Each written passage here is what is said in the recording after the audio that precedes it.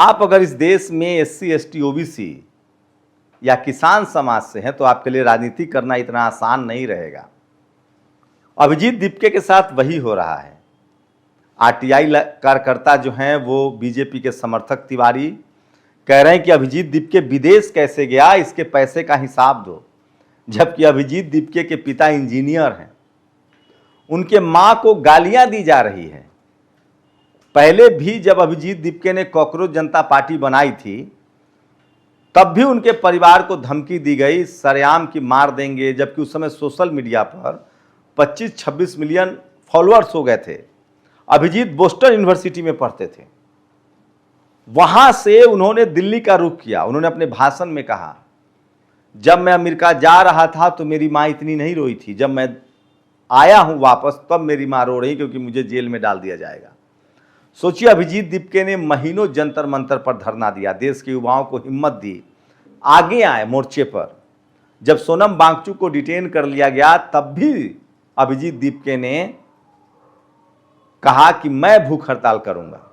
20 जुलाई को सोनम वांगचुक डिटेन थे। अभिजीत दीपके ने गाड़ी पर संसद मार्च को लीड किया। उनके साथ जो पुलिस की हरकत थी वो सबको पता है। उसके बाद भी सोनम वांगचुक जब अस्पताल में डाल दिए गए, उन्होंने बीजेपी के मंत्री के हाथ से जूस पी लिया। उसके बावजूद अभिजीत दीपके जंतर मंतर पर डटे रहे और नतीजा ये हुआ कि पूरे देश के युवा सड़कों पर आ गए। अब सोचिए कि सारा हिसाब किताब अभिजीत दीपके से पूछा जा रहा है। बीजेपी आंदोलन नहीं चला पा रही है पंजाब में और झारखंड में तो अभिजीत दीपके जिम्मेदार हैं। सारे पत्रकार कह रहे हैं कॉकरोच वाले क्यों नहीं जा रहे हैं। मतलब इस देश के हर समस्या को अभिजीत दीपके उठाएगा और बाकी लोग मजा लेने के लिए हैं। और उधर अभिजीत दीपके के साथ क्या हो रहा है, अभिजीत दीपके पर एफआईआर कराया जा रहा है कि उसने हमारे साथ, अभिजीत दीपके के समर्थकों ने मारपीट की है ऐसे कहकर एफआईआर कराया जा रहा है। अभिजीत दीपके के पास पैसा कहां से आया, विदेश कैसे पढ़ने गया, ये सब उसके पीछे पड़े हुए हैं। आपको लगता है आसान है? आप कल्पना कीजिए, अगर अभिजीत दीपके एससी कैटेगरी से न होकर, अम्बेडकरवादी न होकर, अगर जनरल कैटेगरी के होते तो आज ये लोगों की आंखों के तारा होते। नहीं भरोसा है तो आप देखिए, पीके प्रशांत किशोर एक सीट जीते हैं, उनको देश का भविष्य कहा जा रहा है टीवी अखबार में, क्योंकि उनकी जाति के पत्रकार हैं। लेकिन अभिजीत दीपके को किस तरह से विलेन बनाया जा रहा है, किस तरह से हर मामले में बीजेपी आईटी सेल हो, टीवी हो, अखबार हो। अभिजीत दीपके हर इस देश में जितनी समस्याएं हैं उसके लिए अब अभिजीत दीपके जिम्मेदार है। सरकार से सवाल नहीं पूछा जाएगा। बीजेपी रांची में आंदोलन नहीं चला पा रही है, टीवी अखबार के खबर के बावजूद लोग नहीं जुट रहे हैं, तो अभिजीत दीपके क्यों नहीं। और अभिजीत दीपके इतने सज्जन हैं कि उन्होंने जाति नहीं देखी। धर्मेंद्र प्रधान ओबीसी से आते हैं, बहुजन है, इस्तीफा देना पड़ा। अभिजीत दीपके ने रांची के समर्थन दिया आंदोलन को, कहा, जबकि वहां आदिवासी मुख्यमंत्री हैं। ये बंदा इतना सीधा और निस्वार्थ है, कह रहा है कि कोई भी सरकार हो आंदोलन होना चाहिए, भ्रष्टाचार खत्म होना चाहिए। अब अभिजीत दीपके को कहा जा रहा है कि ये राजनीति करने आए हैं। अभिजीत दीपके को कहना पड़ा कि भैया मेरा राजनीति से कोई लेना देना नहीं है, मैं जन आंदोलन चलाना चाहता हूं क्योंकि इस देश में भ्रष्टाचार बहुत ज्यादा हो गया है, क्राइम ज्यादा हो गया है, शिक्षा खत्म हो रहा है। मैं अपने गांव का सरपंच बन जाऊंगा लेकिन राजनीति में अभी नहीं आऊंगा। मैं जन आंदोलन चलाना चाहता हूं और सभी जगह तमाम संवैधानिक संस्थाओं में रिफॉर्म होना चाहिए। शानदार अंग्रेजी, बोस्टन यूनिवर्सिटी की पढ़ाई छोड़कर आए हैं, लेकिन जातिवाद इतना जल्दी पीछा छोड़ देगी, जाति आपका पीछा छोड़ देगी। अभिजीत दीपके से वो तमाम सवाल इसलिए पूछे जा रहे हैं क्योंकि वो दलित समाज से आते हैं, बहुजन समाज से आते हैं, और उस पर भी वो अम्बेडकरवादी और ये बात वो कहते हैं। लेकिन उस बंदे की ईमानदारी देखिए, पहला इस्तीफा जो करवाया वो धर्मेंद्र प्रधान ओबीसी, क्योंकि वो आरएसएस का एजेंडा को आगे बढ़ा रहे थे, पेपर लीक नहीं रुक रहा था। झारखंड में हेमंत सोरेन सरकार के खिलाफ, लेकिन ये अभिजीत दीपके के साथ नहीं। चंद्रशेखर आजाद को देख लीजिए, क्या क्या नहीं हुआ। तो इस देश में रामविलास पासवान को दलित का नेता कहा गया, बाबा साहेब अंबेडकर को तो आज भी दलित का रहनुमा कहते हैं, जो कि राष्ट्र निर्माता हैं। ज्योतिबा फुले राष्ट्रपिता हैं, राष्ट्र निर्माता हैं। बाबा साहेब आधुनिक भारत के निर्माता, राष्ट्र निर्माता, संविधान निर्माता, पहले कानून मंत्री, सिंबल ऑफ नॉलेज, दुनिया के हर यूनिवर्सिटी में तस्वीरें हैं, मूर्तियां हैं, उनकी मूर्तियां तोड़ी जा रही है जाति की वजह से। रामविलास पासवान सबसे सफल नेता, दलित नेता। चिराग पासवान केंद्रीय मंत्री, दलित नेता। लालू यादव पिछड़ों के नेता, मुस्लिम के समीकरण। सम्राट चौधरी, अब उनको भी कुशवाहा का नेता कहा जा रहा है। तो ये बहुजन समाज की विडंबना, और ये सब आपको टीवी अखबार बनाता है, पोर्ट्रेट करता है।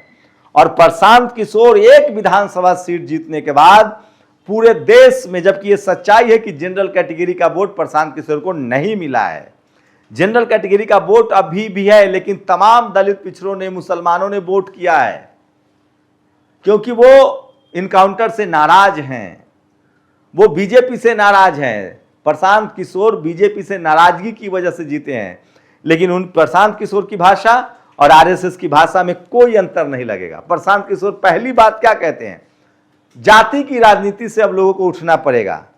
अरे राजनीति तो धर्म की हो रही है। बीजेपी अभी जो सरकार है, लालू यादव की सरकार है, रामविलास जी की सरकार है, बीजेपी की सरकार है। बीजेपी जाति की राजनीति करती है कि धर्म की? जाति की राजनीति इसलिए होनी चाहिए क्योंकि ये सोशल जस्टिस, सामाजिक न्याय की राजनीति है। इस देश में शोषण जाति आधारित हुआ है, जाति के आधार पर ही धार्मिक शोषण हुआ है, जाति के आधार पर ही पढ़ने लिखने नहीं दिया गया।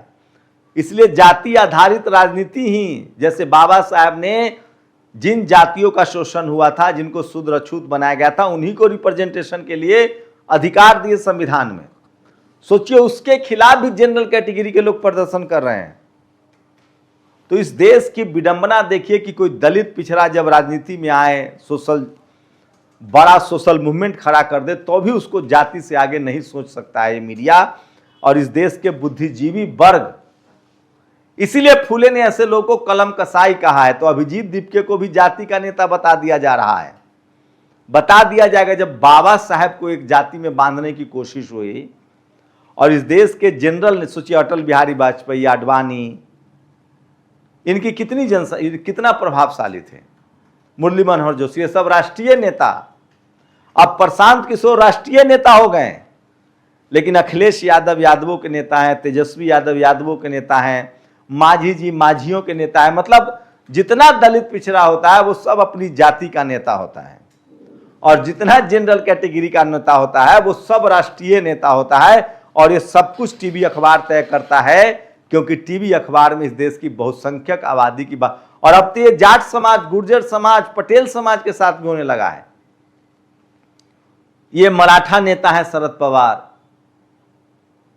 तो इस देश में राष्ट्रीय नेता सिर्फ जनरल कैटेगरी में ब्राह्मण समाज के लोग होते हैं, वही राष्ट्रीय नेता होते हैं, बाकी सब अपनी जाति के नेता होते हैं।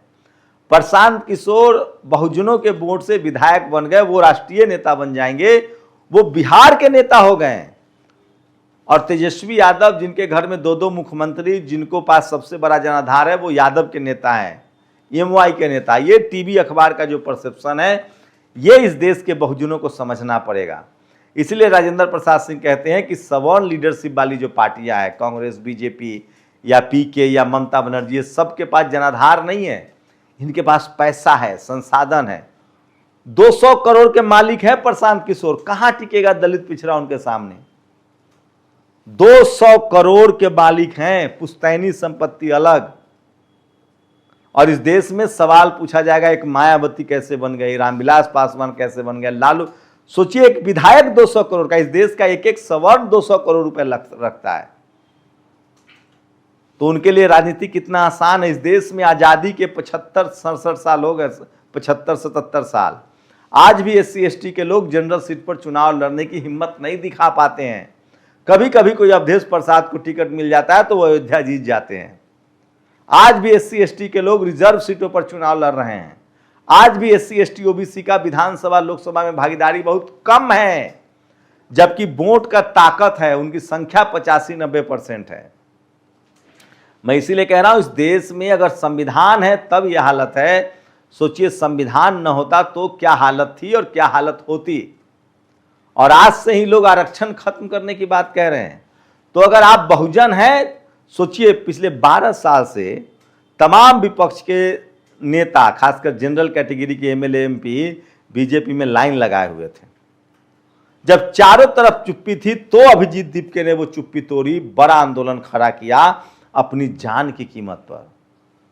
लेकिन उन पर एफआईआर हो रहा है, उनके परिवार को पहले धमकी दी गई, अब भी ठीक कहा उन्होंने कि मैं अपने स्कॉलरशिप और लोन के पेपर भी दिखाऊंगा, पहले प्रधानमंत्री को कहो कि वो अपना सर्टिफिकेट दिखाएं।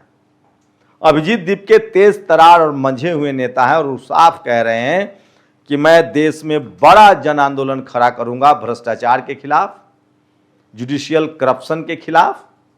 वो चाहते हैं कि तमाम संवैधानिक संस्थाएं, चाहे चुनाव आयोग हो, चाहे कोर्ट कचहरी हो, जो भी संवैधानिक संस्थाएं वहां जो भ्रष्टाचार है, करप्शन है, मीडिया है, जुडिशरी है, कॉलेज यूनिवर्सिटी है, ब्यूरोक्रेसी है, बिजनेस है, इन सब जगह से भ्रष्टाचार खत्म होना चाहिए। इसलिए मैं एक बड़ा जन आंदोलन चाहता हूं। राजनीति से बड़ी चीज है जन आंदोलन, ये अभिजीत दीपके का बड़ा ऐलान है, लेकिन उनको लगातार जाति की वजह से परेशान किया जा रहा है। सोचिएगा जरूर। शुक्रिया। नेशनल दस्तक की आपसे गुजारिश है कि अगर इसको बचाना चाहते हैं तो नेशनल दस्तक को सब्सक्राइब करने के लिए रेड कलर के सब्सक्राइब बटन को दबाएं, फिर बेल आइकन की घंटी दबाएं। नेशनल दस्तक को बचाने के लिए बहुत जरूरी है कि हर खबर को शेयर करें, लाइक करें, कमेंट जरूर करें।